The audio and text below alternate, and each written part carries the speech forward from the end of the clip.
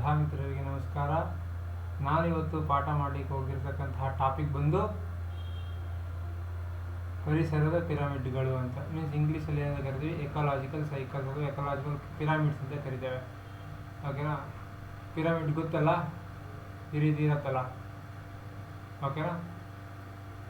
Base ಯಾವ ಥರ ಇರುತ್ತೆ, ಸ್ಕ್ವೇರ್ ಇರುತ್ತೆ, ಹೌದಾ. ಬಟ್ ಟಾಪ್ ಯಾವ ಥರ ಇರುತ್ತೆ,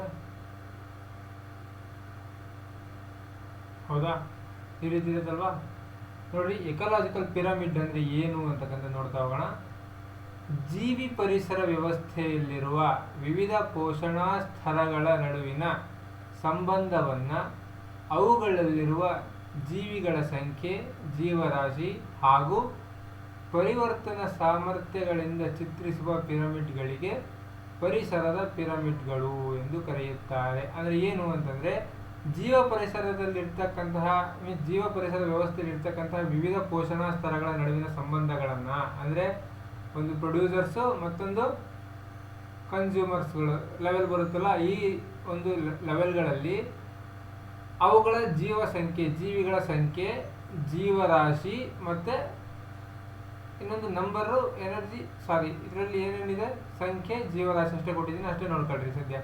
ಸಂಖ್ಯೆ, ಜೀವರಾಶಿ ಹಾಗೂ ಪರಿವರ್ತನಾ ಸಾಮರ್ಥ್ಯಗಳಿರುವ ಪರಿವರ್ತನಾ ಸಾಮರ್ಥ್ಯಗಳಿಂದ ಚಿತ್ರಿಸಬಹುದಾದ ಪಿರಮಿಡ್ಗಳಿಗೆ ಪರಿಸರದ ಇಮ್ಯಾಜಿನರಿಯಾಗಿ ನಾವು ಒಂದಷ್ಟು ಪೋಷಣಾ ಸ್ತರಗಳನ್ನು ಜೀವಿಗಳು ಮತ್ತು ಜೀವರಾಶಿಯ ಆಧಾರದ ಮೇಲೆ ಡಿಪಿಕ್ಟ್ ಮಾಡ್ತಾ ಹೋಗ್ತೀವಿ, ಪಿಕ್ಚರ್ ಮಾಡ್ತಾ ಹೋಗ್ತೀವಿ. ಅಂದರೆ ಒಂದು ಪಿರಮಿಡನ್ನು ಚಿತ್ರಿಸ್ತಾ ಹೋಗ್ತೀವಿ. ಇದನ್ನು ನಾವೇನಂತ ಕರಿತೀವಿ, ಪಿರಮಿಡ್ ಅಂತ ಕರಿತೀವಿ ರೀ.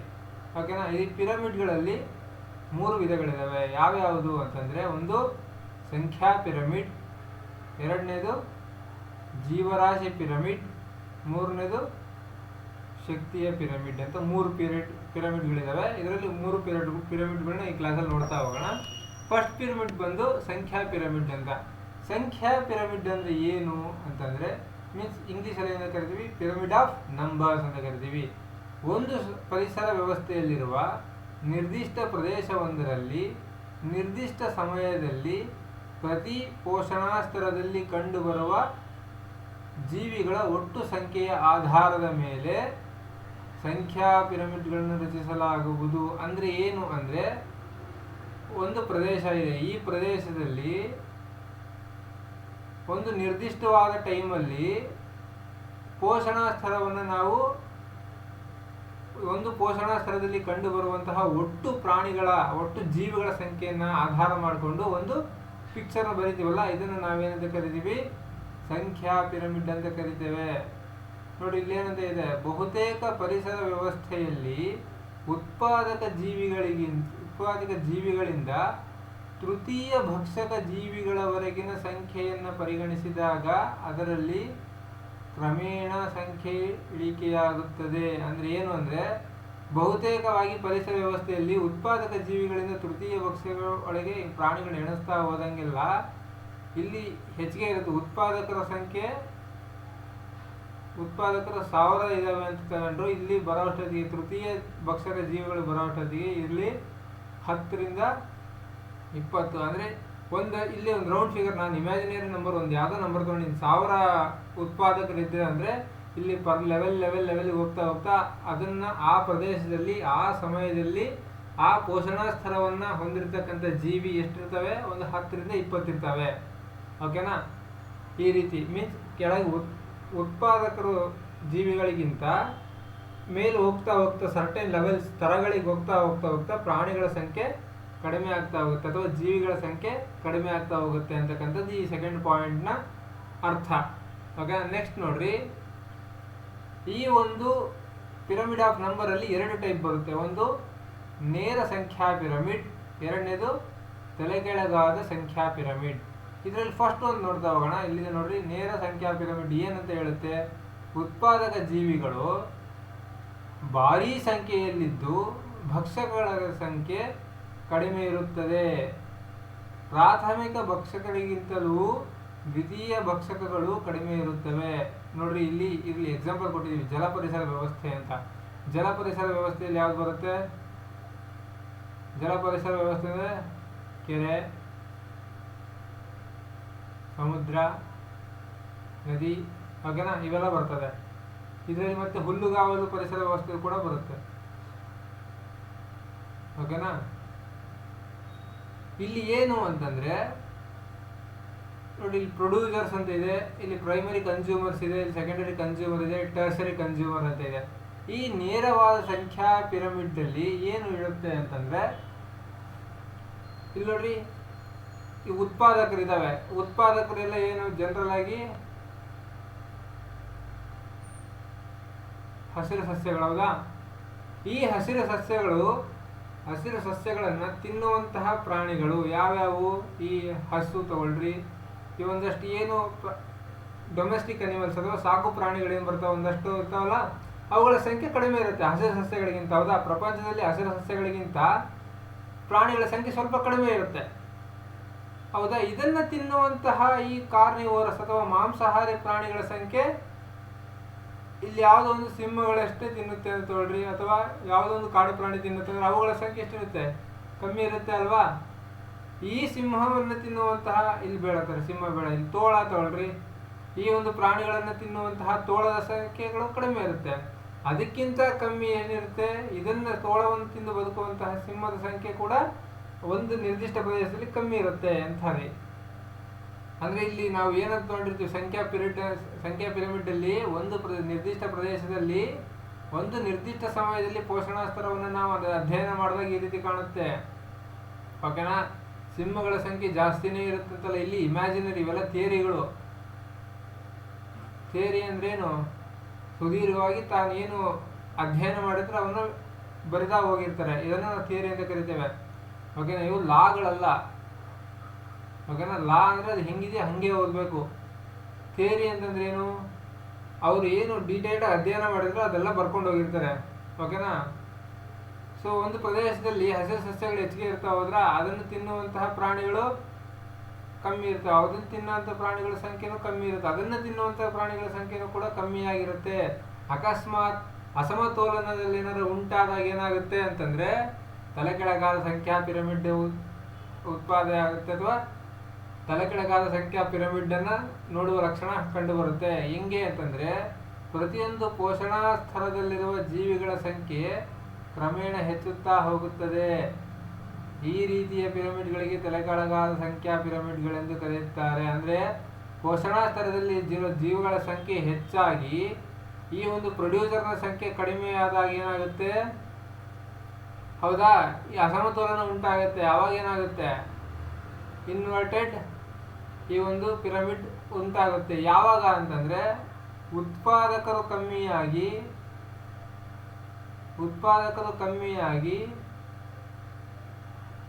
ಭಕ್ಷಕರ ಸಂಖ್ಯೆ ಹೆಚ್ಚಿಗೆ ಆದಂಗೆಲ್ಲ ಈ ರೀತಿ ಆಗುತ್ತೆ, ಓಕೆನಾ.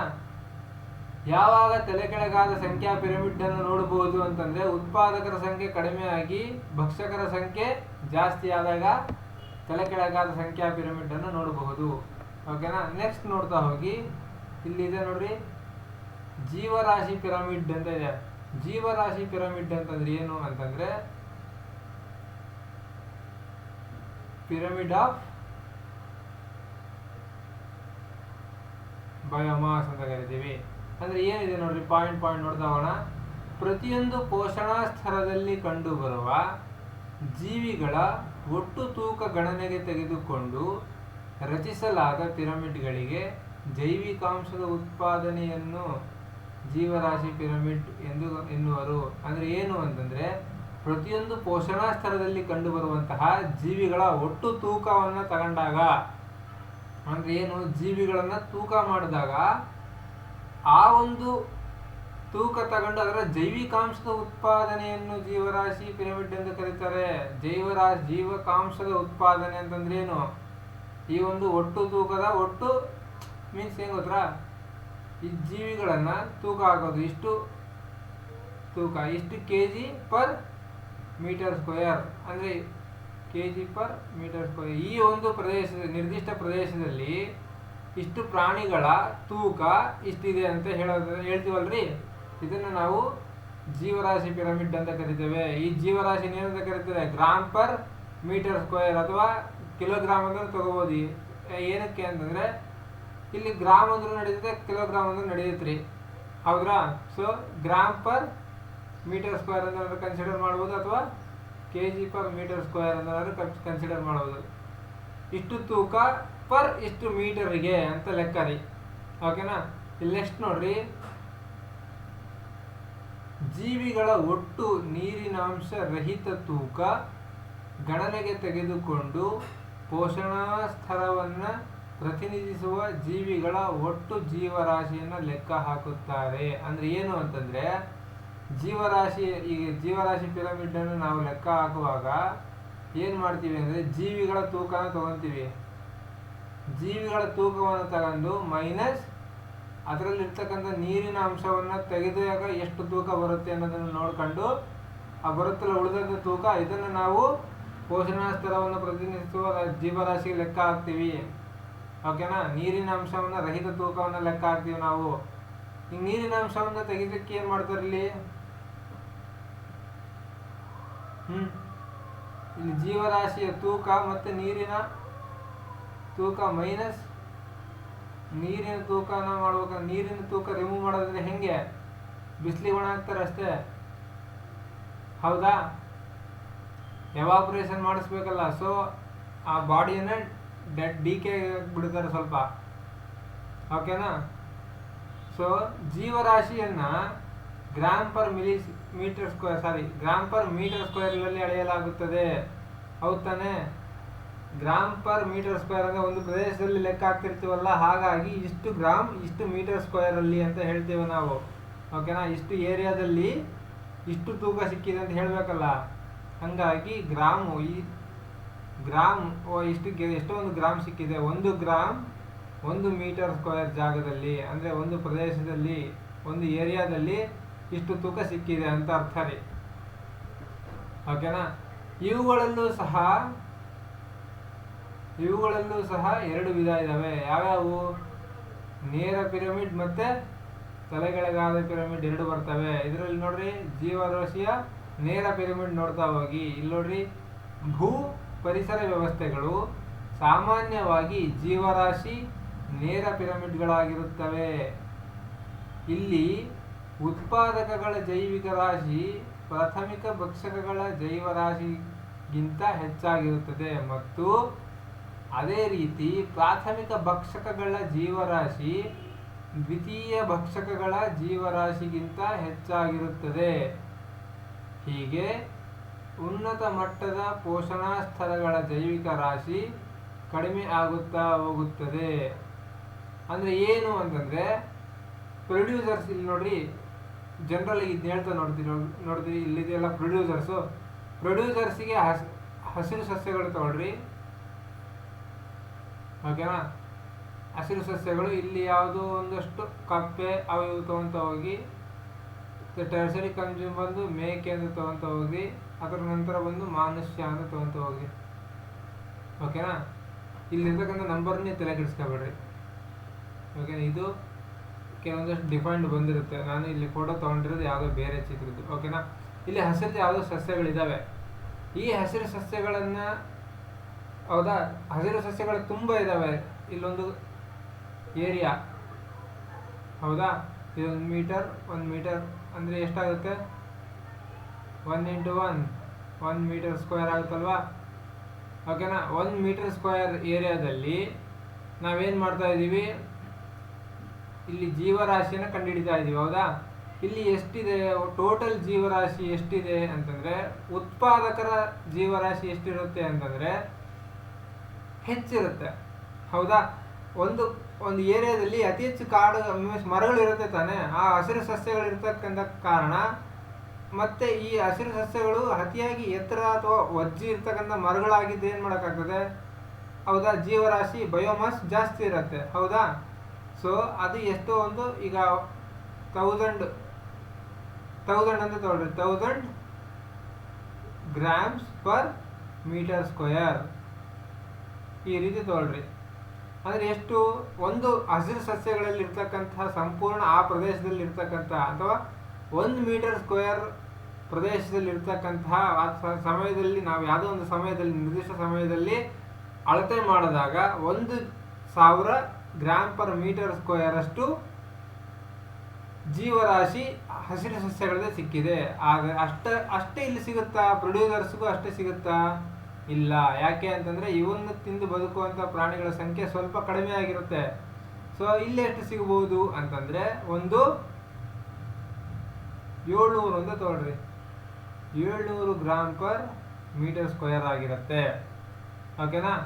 ಈ 700 ಗ್ರಾಮ್ ಪರ್ ಮೀಟರ್ ಸ್ಕ್ವೇರ್ ಇರ್ತಕ್ಕಂಥ ಈ ಒಂದು ಪ್ರಾಥಮಿಕ ಭಕ್ಷಕರನ್ನು ತಿಂದು ಬದುಕುವಂತಹ ಸೆಕೆಂಡರಿ ಅಥವಾ ದ್ವಿತೀಯ ಭಕ್ಷಕ ಜೀವಿಗಳ ಜೀವರಾಶಿ ಎಷ್ಟಿರಬೇಕು? ಮ್ಯಾಕ್ಸಿಮಮ್ ಅಂದರೆ 500 ಗ್ರಾಮ್ ಪರ್ ಮೀಟರ್ ಸ್ಕ್ವೇರ್ ಅಷ್ಟಿರುತ್ತೆ. ಅಂದರೆ ನೋಡ್ರಿ, ಬರ್ತಾ ಬರ್ತಾ ಕಮ್ಮಿನೇ ಆಗ್ತಾ ಹೋಗುತ್ತೆ ಹೊರತಾಗಿ ಜಾಸ್ತಿ ಆಗಲ್ಲ. ಇಲ್ಲಿ ನೋಡ್ರಿ, ಇಲ್ಲಿ ಅದು ಕೂಡ ಅದೇ ರೀತಿನೇ ಇದೆ, ಕಮ್ಮಿ ಆಗ್ತಾ ಹೋಗಿದೆ. ಅದರ ನಂತರ ಬಂದಿರತಕ್ಕಂತಹ ನೆಕ್ಸ್ಟ್ ಇಲ್ಲಿ ಮಾನವನ ಜೀವರಾಶಿಯನ್ನು ತೂಕ ಹಾಕಿದಾಗ ಎಷ್ಟು ಬರುತ್ತೆ? ಒಂದು 200 to 250 gram per metre square ಅಷ್ಟು ಬರುತ್ತೆ. ಓಕೆನಾ? ಮೀನ್ಸ್ ಅಂದರೆ ಏನು, ಒಂದು ಪೋಷಣಾ ಸ್ತರದಿಂದ ಮತ್ತೊಂದು ಪೋಷಣಾ ಸ್ತರಕ್ಕೆ ಹೋದಂತೆಲ್ಲ ಜೀವಿರಾಶಿಯ ಸಂಖ್ಯೆ ಕಮ್ಮಿ ಆಗ್ತಾ ಹೋಗುತ್ತೆ. ಓಕೆನಾ? ಪ್ರೊಡ್ಯೂಸರ್ಸಿಂದ ಟರ್ಸರಿ ಲೆವೆಲ್ಗೆ, ಮೀನ್ಸ್ ಉತ್ಪಾದಕರಿಂದ ತೃತೀಯ ಭಕ್ಷಕರಿಗೆ ಹೋಗ್ತಾ ಹೋಗ್ತಾ ಹೋಗ್ತಾ ಜೀವರಾಶಿಯ ಒಂದು ಏನು ತೂಕ ಕಮ್ಮಿ ಆಗ್ತಾ ಹೋಗುತ್ತೆ. ಓಕೆನಾ? ನೆಕ್ಸ್ಟ್ ನೋಡ್ರಿ, ತಲೆ ಕೆಳಗಾದ ಪಿರಮಿಡ್ ಯಾವಾಗ ಬರುತ್ತೆ ಅಂತಂದರೆ, ನೋಡ್ರಿ, ಜಲ ಪರಿಸರದ ವ್ಯವಸ್ಥೆಯ ತಲೆಕೆಳಗಾದ ಪಿರಮಿಡ್ ಜಲ ಪರಿಸರ ವ್ಯವಸ್ಥೆಯಲ್ಲಿ ಕೆಳಮಟ್ಟದ ಉತ್ಪಾದಕಗಳ ಬೆಳವಣಿಗೆ ದರ ಹೆಚ್ಚಾಗಿರುವುದರಿಂದ ನಿರ್ದಿಷ್ಟ ಪ್ರದೇಶದಲ್ಲಿ ಕಂಡುಬರುವ ಉತ್ಪಾದಿಕ ಜೈವಿಕ ರಾಶಿ ಪ್ರಾಥಮಿಕ ಭಕ್ಷಕ ರಾಶಿಗಿಂತ ಕಡಿಮೆ. ಅಂದರೆ ಏನು ಅಂತಂದರೆ, ಇಲ್ಲಿ ಪ್ರೊಡ್ಯೂಸರ್ಸ್ ಏನಿದೆ, ಪ್ಲಾಂಕ್ಟನ್ಸ್ ಅಂತ ಅಂದರೆ ಸೂಕ್ಷ್ಮ ಜೀವಿಗಳು ನೀವು. ಓಕೆನಾ? ಈ ಸೂಕ್ಷ್ಮ ಜೀವಿಗಳಿಗಿಂತ ತಿನ್ನುವಂತಹ ಒಂದು ಏನು ಈ ಜೂ ಪ್ಲಾಂಕ್ಟನ್ಸ್ ಅಂದರೆ ಈ ಫೈಟೋಪ್ಲಾಂಕ್ಟನ್ಸ್ಗಿಂತ ಸ್ವಲ್ಪ ಡೆವಲಪ್ಡ್ ಆಗಿರ್ತಕ್ಕಂಥ ಆರ್ಗ್ಯಾನಿಸಮ್ಸು. ಇಲ್ಲಿ ಇವನ್ನೇ ತಿಂದು, ಈ ಫೈಟೋಪ್ಲಾಂಕ್ಟನ್ಸನ್ನೇ ತಿಂದು ಬದುಕುವಂಥ ಈ ಜೂ ಪ್ಲಾಂಕ್ಟನ್ಸ್ ಜೈವಿಕ ರಾಶಿ ಸ್ವಲ್ಪ ಜಾಸ್ತಿನೇ ಇರುತ್ತೆ. ಯಾಕಂದರೆ ಸೈಜು ಕೂಡ ಸ್ವಲ್ಪ ಜಾಸ್ತಿ ಇರುತ್ತೆ ಫೈಟೋಪ್ಲಾಂಕ್ಟನ್ಸ್ಗಿಂತನೂ. ಓಕೆನಾ? ಇಲ್ಲಿ ಏನಾಗಿರುತ್ತೆ ಅಂತಂದರೆ, ಇಲ್ಲಿ ಉತ್ಪಾದಕರು ಫೈಟೋಪ್ಲಾಂಕ್ಟನ್ಸ್ ಅಂದರೆ ಅತಿ ಚಿಕ್ಕ ಸೂಕ್ಷ್ಮ ಜೀವಿಗಳಂತ ತಗೊಳ್ರಿ. ಸೂಕ್ಷ್ಮ ಜೀವಿಗಳಿಗಿಂತ ಸ್ವಲ್ಪ ಅಡ್ವಾನ್ಸ್ ಆಗಿರ್ತಕ್ಕಂತಹ ಜೂ ಪ್ಲಾಂಕ್ಟನ್ಸ್ ಸೈಜಲ್ಲೂ ಜಾಸ್ತಿ ಇರುತ್ತೆ, ಮತ್ತು ತನ್ನ ಆಹಾರ, ಅದಕ್ಕೆ ಬೇಕಾದಂತಹ ಆಹಾರ ಕೂಡ ಜಾಸ್ತಿ ಇರುತ್ತೆ. ಹಾಗಾಗಿ ಇದರ ಜೈವರಾಶಿ ಸ್ವಲ್ಪ ಜಾಸ್ತಿ ಇರುತ್ತೆ.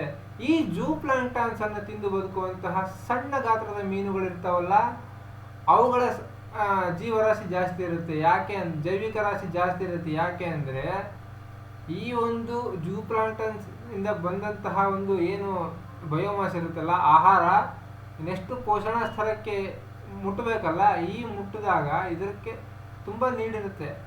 ಅಂದರೆ ಏನು, ಸಣ್ಣ ಮೀನುಗಳು ಜೂ ಪ್ಲಾಂಕ್ಟನ್ಸನ್ನು ಅತಿ ಹೆಚ್ಚಾಗಿ ತಿನ್ನುತ್ತೆ. ತನ್ನ ಆಹಾರವನ್ನು ಬೇಕಲ್ಲ ತನಗೆ, ಆ ಹೊಟ್ಟೆ ಮೀನ್ಸ್ ತನ್ನ ಹೊಟ್ಟೆ ತುಂಬಿಸ್ಕೊಳ್ಳೋಷ್ಟು ಆಹಾರ ಬೇಕಲ್ಲ. ಇದು ಎಷ್ಟೋ ಜೂ ಪ್ಲಾಂಕ್ಟನ್ಸ್ ತನ್ನ ಆಹಾರ ಎಷ್ಟೋ ಪ್ರೊಡ್ಯೂಸ್ ಮಾಡಿದ್ರು ಈ ಒಂದು ಸ್ಮಾಲ್ ಫಿಶಸ್ಗೆ ಇನ್ನೂ ತುಂಬ ಆಹಾರ ಬೇಕಾಗತ್ತೆ.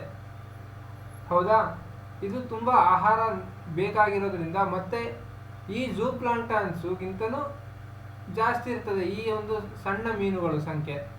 ಮೀನ್ಸ್ ಈ ಜೂ ಪ್ಲಾಂಕ್ಟನ್ಸನ್ನು ತಿನ್ನುವಂತಹ ಮೀನುಗಳ ಸಂಖ್ಯೆ ಅತಿಯಾಗಿ ಇಲ್ಲದಿದ್ದರೂ ಸಹ ಈ ಸಣ್ಣ ಮೀನುಗಳು ಜೂ ಪ್ಲಾಂಕ್ಟನ್ಸನ್ನು ಅತಿ ಹೆಚ್ಚಾಗಿ ತಿನ್ನುತ್ತೆ. ಹಂಗಾಗಿ ಇಲ್ಲಿ ಜೈವಿಕ ರಾಶಿ ಸ್ವಲ್ಪ ಹೆಚ್ಚಾಗಿರುತ್ತೆ. ಇದನ್ನು ತಿನ್ನುವಂತಹ ಅಥವಾ ಸಣ್ಣ ಮೀನುಗಳನ್ನು ತಿಂದು ಬದುಕುವಂತಹ ಈ ದೊಡ್ಡ ಮೀನುಗಳ ರಾಶಿ ಇರುತ್ತಲ್ಲ, ಅದರ ಜೈವಿಕ ರಾಶಿ ಅತಿ ಹೆಚ್ಚಾಗಿರುತ್ತದೆ. ಅಂದರೆ ಏನು ಅಂತ ನೋಡ್ರಿ, ಇಲ್ಲಿ ಯಾವುದೋ ಒಂದು ಕೆಳಮಟ್ಟದ ಉತ್ಪಾದಕಗಳ ಬೆಳವಣಿಗೆ ದರ ಹೆಚ್ಚಾಗಿರೋದ್ರಿಂದ ಅಂದರೆ ಏನು ಅಂದರೆ ಪ್ರೊಡ್ಯೂಸರ್ಸ್ ತುಂಬ ಚಿಕ್ಕ ಇದ್ದಾವೆ.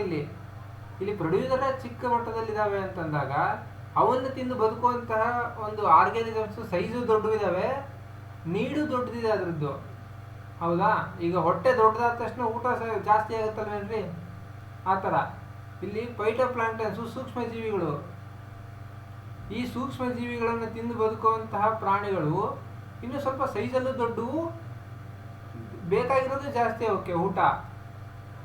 ಅದರ ನಂತರ ಇನ್ನೊಂದು ಈ ಚಿಕ್ಕ ಗಾತ್ರದ ಮೀನುಗಳಿದಾವಲ್ಲ, ಅವಕ್ಕೆ ಸೈಜು ದೊಡ್ಡ ಬರ್ತವೆ ಮತ್ತು ತಿನ್ನೋದು ಸ್ವಲ್ಪ ಜಾಸ್ತಿ ಬೇಕಾಗತ್ತೆ. ಅದರ ನಂತರ ದೊಡ್ಡದಾದ ಮೀನುಗಳು ಬರ್ತವೆ. ಈ ಸಣ್ಣ ಮೀನುಗಳನ್ನೆಲ್ಲ ತಿಂದು ಬದುಕುವಂಥ ದೊಡ್ಡ ಮೀನುಗಳಿಗೆ ಆಹಾರನೂ ಬೇಕು, ಹಾಗೂ ಅವೇ ಪ್ರೊಡ್ಯೂಸರ್. ಆಹಾರನ ಅಂತ ಅದೇ ಅಂತಂದಾಗ ಅವೇ ಉತ್ಪಾದನೆಗಳಲ್ವಾ.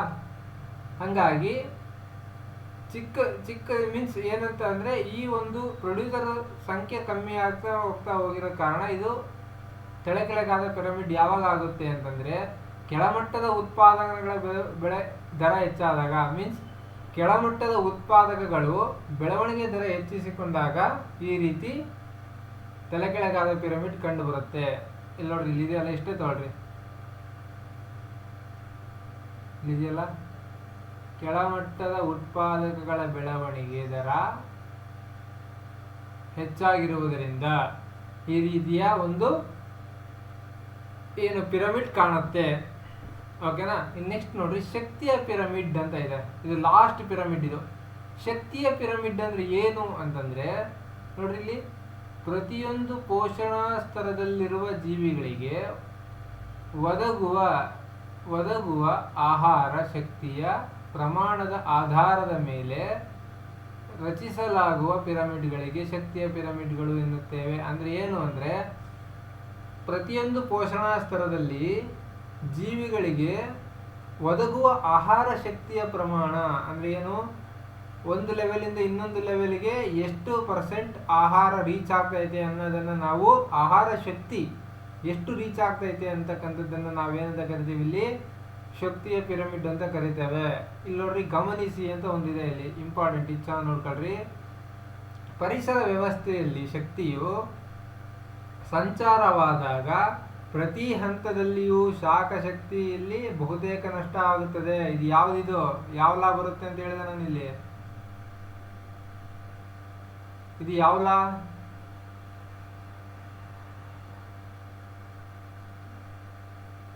ಲಿಂಡ್ಮನ್ನ 10% ಲಾ ಅಂತ ಕರಿತೀವಿ, ನಿಯಮ 10% ನಿಯಮ, ಅಥವಾ ಪ್ರತಿಶತ 10ರ ನಿಯಮ ಅಂತ ಕರಿತೀವಿ. ಪ್ರತಿ ಪೋಷಣಾ ಸ್ತರಕ್ಕೆಲ್ಲ ಹೋದಂತೆಲ್ಲ ಎಷ್ಟು % ಹೋಗುತ್ತೆ, ಕೇವಲ 10% ಶಕ್ತಿ ಮಾತ್ರ ಒಂದು ಪೋಷಣಾ ಸ್ತರದಿಂದ ಮತ್ತೊಂದು ಪೋಷಣಾ ಸ್ತರಕ್ಕೆ ಹೋಗುತ್ತೆ. ಮಿಕ್ಕಿಂತ 90% ಶಾಖ ಶಕ್ತಿಯ ರೂಪದಲ್ಲಿ ನಷ್ಟವಾಗುತ್ತೆ ಅಂತ ಹೇಳಿದ್ದೆ ಅಲ್ವಾ. ಇದೆ ನೋಡ್ರಿ, ಅದು ಇಲ್ಲಿ ಯೂಸ್ ಆಗಿದೆ. ಅದು ಇದರಿಂದಾಗಿ ಪ್ರತಿ ಪೋಷಣಾ ಸ್ತರದಲ್ಲಿ ಜೀವಿಗಳಿಗೆ ಒದಗುವ ಆಹಾರದ ಶಕ್ತಿಯು ಕಡಿಮೆಯಾಗುತ್ತಾ ಹೋಗುತ್ತದೆ. ಹೌದ್ ತಾನೆ. ನೋಡ್ರಿ, ಇದು ಏನಂತ ಹೇಳಿದಾರೆ ಅಂದ್ರೆ, ಪ್ರತಿ ವ್ಯವಸ್ಥೆ ಮೀನ್ಸ್ ಪರಿಸರ ವ್ಯವಸ್ಥೆಯಲ್ಲಿ ಶಕ್ತಿ ಸಂಚಾರವಾದಂಥ ಒಂದು ಹಂತದಿಂದ ಮತ್ತೊಂದು ಹಂತಕ್ಕೆ ಹೋಗುವಾಗ ಶಾಖ ಶಕ್ತಿಯಲ್ಲಿ ಬಹುತೇಕ ಶಕ್ತಿ ನಷ್ಟ ಆಗೋಗುತ್ತೆ. ಇದರಿಂದ ಪ್ರತಿ ಪೋಷಣಾ ಸ್ತರದಲ್ಲಿ ಜೀವಿಗೆ ಸಿಗಬೇಕಾದಂಥ ಆಹಾರ ಶಕ್ತಿ ಕಡಿಮೆ ಆಗ್ತಾ ಹೋಗುತ್ತೆ. ಹೌದಾ, ಆಹಾರದಿಂದ ಬರುವಂಥ ಶಕ್ತಿ ಕೂಡ ಕಡಿಮೆ ಆಗ್ತಾ ಹೋಗುತ್ತೆ. ಹಾಗಾಗಿ ಪರಿಸರ ವ್ಯವಸ್ಥೆಯಲ್ಲಿ ಯಾವುದೇ ಆಹಾರ ಸರಪಳಿಗಳಿಗೆ ಸಂಬಂಧಿಸಿದಂತೆ ರಚಿಸಲಾದ ಶಕ್ತಿಯ ಪಿರಮಿಡ್ ಯಾವಾಗಲೂ ನೇರವಾಗಿರುತ್ತದೆ. ಶಕ್ತಿಯ ಪಿರಮಿಡ್ಡು ಈ ರೀತಿ ಉಲ್ಟಾ ಇರೋದಿಲ್ಲ ರೀ. ಶಕ್ತಿಯ ಪಿರಮಿಡ್ ಯಾವಾಗಲೂ ಈ ರೀತಿ ನೇರವಾಗಿ ಇರುತ್ತೆ. ಯಾಕೆ ಅಂತಂದ್ರೆ, ಇಲ್ಲಿ ಸೆಕೆಂಡ್ ಪಾಯಿಂಟ್ ಗಮನಿಸಿ, ಪಾಯಿಂಟ್ ನೋಡ್ಕೊಂಡ್ರೆ ಅನ್ಸುತ್ತೆ, 10% ಅಷ್ಟೇ ಒಂದು ಲೆವೆಲಿಂದ ಮತ್ತೊಂದು ಲೆವೆಲ್ಗೆ ಹೋಗುತ್ತೆ. ಮತ್ತೆ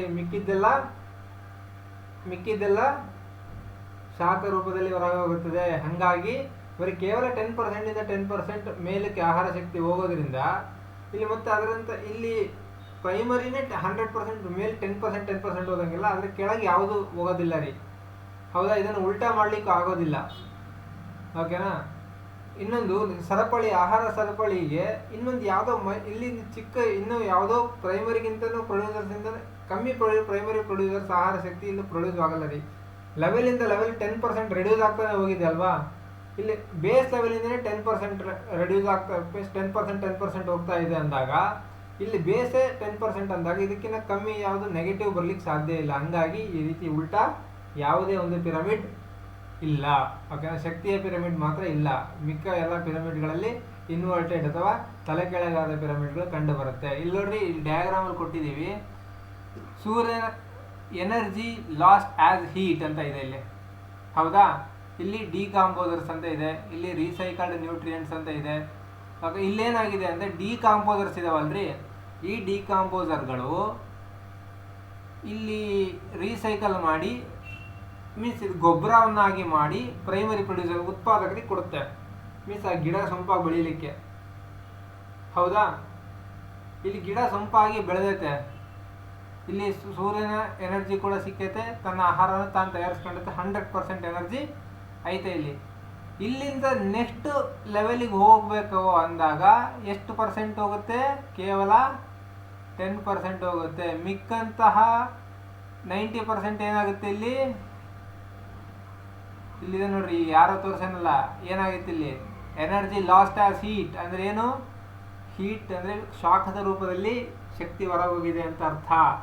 ಇಲ್ಲಿ ಎಷ್ಟು ಬಂತು? 10% ಇಲ್ಲಿಂದ ಇಲ್ಲಿಗೆ ಬಂತು. ಇದು ಪ್ರೈಮರಿ ಆರ್ಗ್ಯಾನಿಸಮ್ಸ್ ಅಲ್ಲಿ ಕೆಲವು ಸತ್ತೋಗ್ತಾವಲ್ವಾ, ಈ ಸತ್ತೋದಂತಹ ಆರ್ಗ್ಯಾನಿಸಮ್ಗಳು ಏನಾಗ್ತವೆ ಇಲ್ಲಿ? ಇಲ್ಲಿದೆ ನೋಡಿ, ಡಿಕಾಂಪೋಸರ್ಸ್ ಇಂದ ಮತ್ತೆ ಇಲ್ಲಿ ಆಹಾರವಾಗಿ ಮುಟ್ಟುತ್ತೆ. ನಿಮ್ಗೆ ಅರ್ಥ ಆಯ್ತು ತಾನೆ? ಇಲ್ಲಿ ನೋಡ್ರಿ, ಗಿಡಗಳಿದಾವೆ ಇಲ್ಲಿ. ಒಂದು ನಿಮಿಷ,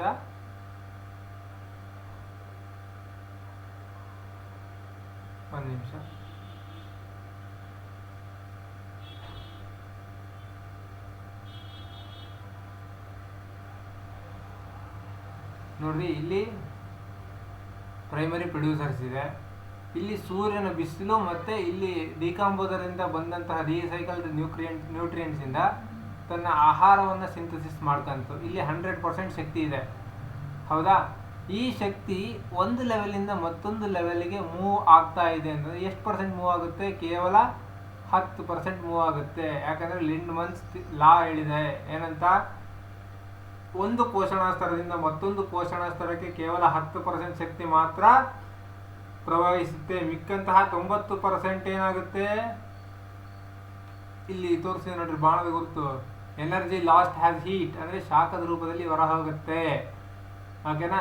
ಈ ಒಂದು ಇದೆಯಲ್ರಿ, ಇಲ್ಲಿ ಪ್ರೈಮರಿ ಪ್ರೊಡ್ಯೂಸರ್ಸ್ ಒಂದಷ್ಟು ಗಿಡಗಳು ಬಾಡುತ್ತೆ, ಒಂದಷ್ಟು ಮರಗಳು ಮುರಿಯುತ್ತೆ. ಇವೆಲ್ಲ ಏನಾಗುತ್ತೆ? ಡಿಕಾಂಪೋಸರ್ಸ್ ಇಂದ, ಅಥವಾ ಮರ ಎಲ್ಲ ಮುರಿದೋಗೋದೆಲ್ಲ ಹಂಗಂಗೆ ಇರ್ತಾವ, ಇವೆಲ್ಲ ಕೊಳ್ತೋಗುತ್ತಲ್ವಾ. ಈ ಮರಗಳೆಲ್ಲ ಕೊಳ್ತೋಗೋ ಕಾರಣ ಯಾರು? ಈ ಡಿಕಾಂಪೋಸರ್ಸ್. ಈ ಡಿಕಾಂಪೋಸರ್ಸು ಏನು ಮಾಡುತ್ತೆ? ಅವನ್ನೆಲ್ಲ ತನ್ನ ಆಹಾರವನ್ನಾಗಿ ಮಾಡಿಕೊಂಡು ಡಿಕಾಂಪೋಸರ್ಸು ಈ ಒಂದು ಪ್ರೈಮರಿ ಪ್ರೊಡ್ಯೂಸರ್ಸ್ಗೆ ಗೊಬ್ಬರವನ್ನಾಗಿ ಕೊಡುತ್ತೆ. ಹೌದಾ, ಈಗ ನಾವು ಇಲ್ಲಿಂದ ಇಲ್ಲಿಗೆ ಶಕ್ತಿ ತಂದಿದ್ದೀವಿ, 10% ಶಕ್ತಿ ಬಂದಿದೆ ಇಲ್ಲಿ. ಈ 10% ಶಕ್ತಿಯನ್ನು ಪಡೆದುಕೊಂಡಂತಹ ಈ ಒಂದು ಪ್ರೈಮರಿ ಕನ್ಸ್ಯೂಮರ್ಸು 10% ಈಗ ಇಲ್ಲಿಂದ ತಗೊಂಡಿರೋ 10% ಈಗ ಮೇಂಟೈನ್ ಮಾಡ್ತಾ ಇದ್ದಾವೆ. ಈ ಒಂದು ಇಲ್ಲೊಂದು ಇರ್ತಕ್ಕಂಥ ಈ ಒಂದು ಸೆಕೆಂಡರಿ ಕನ್ಸ್ಯೂಮರ್ ಇರ್ತಕ್ಕಂಥ ಪ್ರಾಣಿ ಈ ಒಂದು ಪ್ರೈಮರಿ ಆರ್ಗ್ಯಾನಿಸಮ್ ಅನ್ನು ತಿಂದಾಗ ಇಲ್ಲಿಂದ ಇಲ್ಲಿ 10% ಹೋಗುತ್ತೆ. ಅಂದರೆ ಏನು? ಫಸ್ಟಿಗೆ 100% ಇತ್ತು, 100% ಅಲ್ಲಿ 10% ಅಂದರೆ ಎಷ್ಟು? 10% ಅಂದರೆ 10% ಮೂವ್ ಆಗ್ತದೆ ರೀ. ಹೌದಾ, ಈಗ 10% ಮೂವ್ ಆಗಿದೆ. ಈಗ 10% 100% ಅಂತ ಕನ್ಸಿಡರ್ ಮಾಡಿದಾಗ ನೆಕ್ಸ್ಟ್ ಪೋಷಣಾ ಸ್ತರಕ್ಕೆ ಎಷ್ಟು ಹೋಗುತ್ತೆ? 10% ಕನ್ಸಿಡರ್ ಮಾಡ್ಬೇಕಂದ್ರೆ ಎಷ್ಟಾಗುತ್ತೆ? 1% ಹೋಗುತ್ತೆ. ಹೌದಾ, 10% ಅಂದ್ರೆ ಎಷ್ಟು? ಇಲ್ಲಿ 1 ಅಂತ ನೋಡ್ರಿ. ಸೊ ಇಲ್ಲಿಗೆ ಎಷ್ಟು ಹೋಗುತ್ತೆ? 1% ಮಾತ್ರ ಹೋಗುತ್ತೆ ಇಲ್ಲಿ. ಅರ್ಥ ಆಯ್ತಾ? ಇಲ್ಲಿ ಸೆಕೆಂಡರಿ ಆರ್ಗ್ಯಾನಿಸಮ್ಸ್ ಕೆಲವು ಸತ್ತೋಗ್ತಾವಲ್ವಾ, ಈ ಪ್ರೈಮರಿ ಆರ್ಗ್ಯಾನಿಸಮ್ಸ್ ಕೆಲವು ಸತ್ತೋಗಿ ಏನಾಗ್ತದೆ? ಡಿಕಾಂಪೋಸರ್ಗಳ ಸಹಾಯದಿಂದ ಮತ್ತೆ ಇಲ್ಲಿ ಆಹಾರ ಪ್ರೈಮರಿ ಪ್ರೊಡ್ಯೂಸರ್ಸ್ಗೆ ಆಹಾರ ಒದಗಿಸ್ಕೊಡುತ್ತೆ. ಮೀನ್ಸ್ ಇದ್ರಲ್ಲಿ ಕೊಳ್ತೋದ ಮೀನ್ಸ್ ಗೊಬ್ಬರ ಆಗುತ್ತಲ್ರಿ, ಅವು ಡಿಕಾಂಪೋಸರ್ಸ್ ಎಲ್ಲ ಕೊಳಿಸಿ ಪ್ರೈಮರಿ ಪ್ರೊಡ್ಯೂಸರ್ಸ್ಗೆ ಗೊಬ್ಬರ ಮಾಡಿಕೊಡ್ತವೆ. ಓಕೆನಾ? ನೆಕ್ಸ್ಟ್ ಏನಾಯ್ತು? ಇಲ್ಲಿ ಸೆಕೆಂಡರಿ ಆರ್ಗ್ಯಾನಿಸಮ್ಸ್ ಇದಾವಲ್ರಿ, ಈ ಸೆಕೆಂಡರಿ ಆರ್ಗ್ಯಾನಿಸಮ್ಗಳು 1% ಎನರ್ಜಿ ಪ್ರೈಮರಿ ಕನ್ಸ್ಯೂಮರ್ಸ್ ತಗೊಳುತ್ತೆ, ಅದೇ 10%. ಓಕೆನಾ? ಈ ಒಂದು ಸೆಕೆಂಡರಿ ಕನ್ಸ್ಯೂಮರ್ಸ್ ಇದಾವಲ್ಲ, ಸೆಕೆಂಡರಿ ಕನ್ಸ್ಯೂಮರ್ ಅನ್ನು ತಿನ್ನುವಂತಹ ಈ ಒಂದು ಪ್ರಾಣಿ ಅದು ಏನು ಅಂದರೆ 1% ಇಲ್ಲಿ 1%ನ ಇಲ್ಲಿ 100% ಅಂತ ಕನ್ಸಿಡರ್ ಮಾಡಬೇಕು. ಈ ಒಂದು ಲೆವೆಲಲ್ಲಿ ಈ ಲೆವೆಲಲ್ಲಿ 100% ಅಂತ ಕನ್ಸಿಡರ್ ಮಾಡಿದಾಗ 10% ಅಂದರೆ ಎಷ್ಟು? ಅಂದರೆ 1/10 ಅಂದರೆ 0.1% ಆಗುತ್ತೆ. ಸೊ ಇಲ್ಲಿಂದ ಇಲ್ಲಿಗೆ ಎಷ್ಟು ಪರ್ಸೆಂಟ್ ಹೋಗುತ್ತೆ? 0.1% ಅಷ್ಟೇ ಹೋಗುತ್ತೆ ಶಕ್ತಿ. ಇನ್ನು ಮಿಕ್ಕಂಥ ಶಕ್ತಿ ಏನಾಗುತ್ತೆ? ಇಲ್ಲಿ ಯಾರೋ ತೋರಿಸಿದ ನೋಡ್ರಿ, ಎನರ್ಜಿ ಲಾಸ್ಟ್ ಆಗುತ್ತೆ. ಅಲ್ಲಿಂದ ನೆಕ್ಸ್ಟು ಟರ್ಸರಿ ಕನ್ಸ್ಯೂಮರ್ಗೆ ಏನಾಗುತ್ತೆ? ಫೋರ್ತ್ ಲೆವೆಲ್ ಇರ್ತಕ್ಕಂತಹ ಕನ್ಸ್ಯೂಮರ್ಗೆ ಏನಾಗುತ್ತೆ ಅಂತಂದರೆ 0.1/10 ಅಂದರೆ ಎಷ್ಟು? 0.01% ಆಫ್ ಎನರ್ಜಿ ಈ ಲೆವೆಲಿಗೆ ಬರುತ್ತೆ. ಅಂದರೆ ಮಿಕ್ಕಿದ ಎನರ್ಜಿ ಏನಾಗುತ್ತೆ, ಎನರ್ಜಿ ಲಾಸ್ ಆಗಿರುತ್ತೆ ಅಲ್ವಾ. ಅರ್ಥ ಆಗಿದೆ ಅಂತ ಭಾವಿಸ್ತೀನಿ. ಓಕೆನಾ? ಓಕೆ, ನೆಕ್ಸ್ಟ್ ಕ್ಲಾಸಲ್ಲಿ ಸಿಗೋಣ. ಧನ್ಯವಾದ.